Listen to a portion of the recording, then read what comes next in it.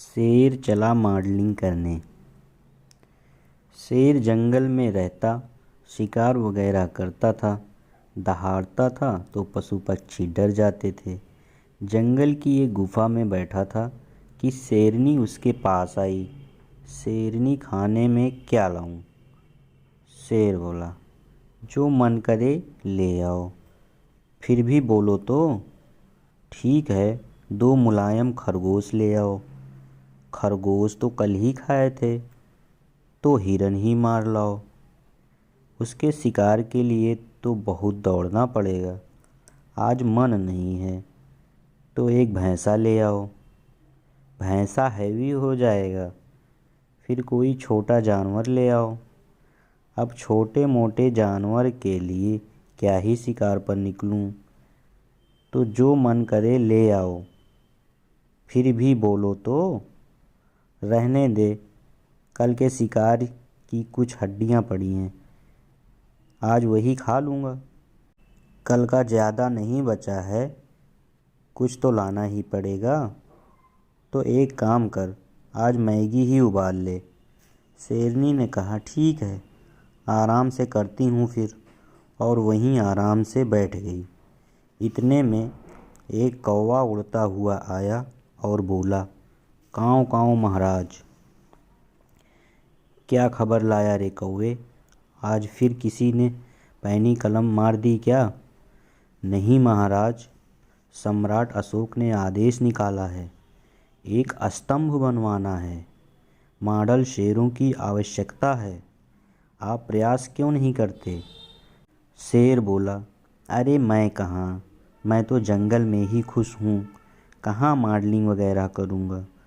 कौवा, भत्ता योग्यता अनुसार और खाना रहना अलग मिल रहा है। शेर ने शीशे में स्वयं को देखा, स्वयं को चुस्त दुरुस्त फिट फाट पाया, जैसा कि जंगल के राजा को होना चाहिए। बाल थोड़े बिखरे से थे, चाल थोड़ी गर्वीली थी, नाखून बड़े तेज और मुंह खोला तो दांत एकदम पैने कि अगर किसी जानवर की गर्दन पर पड़ गए तो उसका बचना नामुमकिन।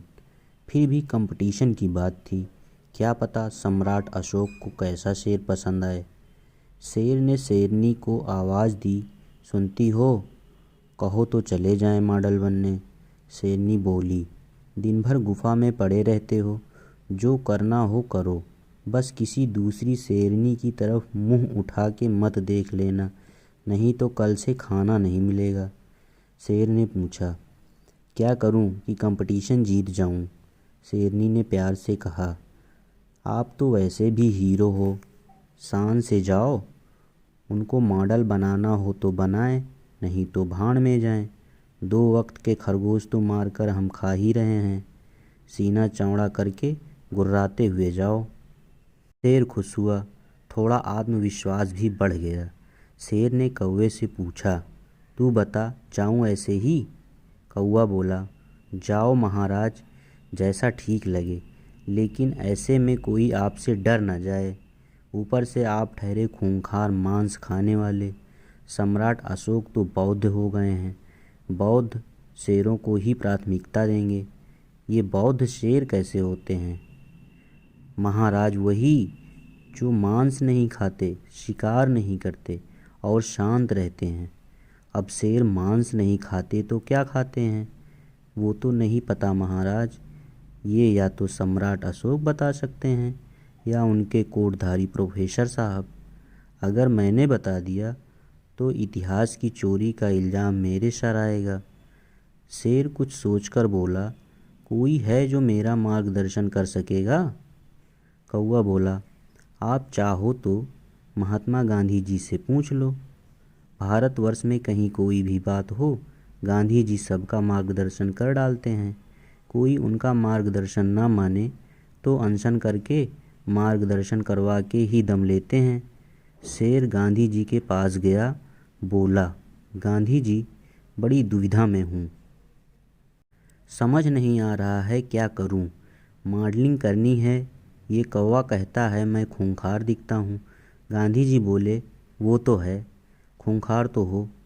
एक काम करो, तुम अपना सर झुका कर रहा करो, आंखें और सर झुका रहेगा तो सभ्य शरीफ समझे जाओगे, नहीं तो ऐसे घूर के देखोगे तो मेरी बकरी डर जाएगी, फिर पता नहीं दूध दे या न दे। सर झुकाकर अहिंसक बने रहना, कोई कितना भी उकसाए दहाड़ना भी मत।